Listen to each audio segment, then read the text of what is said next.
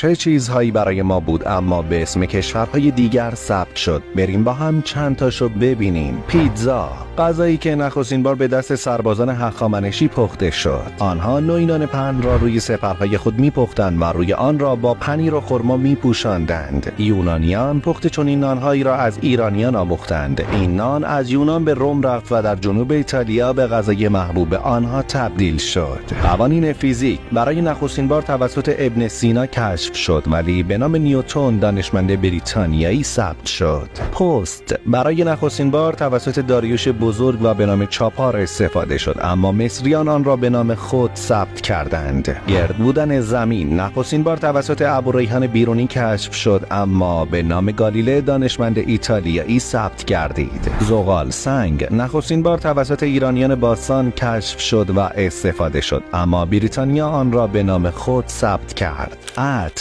نخستین مردمانی که از عطر و خوشبو کننده استفاده می‌کردند ایرانیان بودند اما باز مصریان این کشف را از ایرانیان دزدیدند. بی غیرتی است که این پست را برای دوستانتون نفرستید و تاریخ زیر خاکستر خود را همچون ققنوسی در آتش زنده نکنید. با هیستوری پرشیا همراه باش تا با هم تاریخ ایران زمین را فرا بگیریم.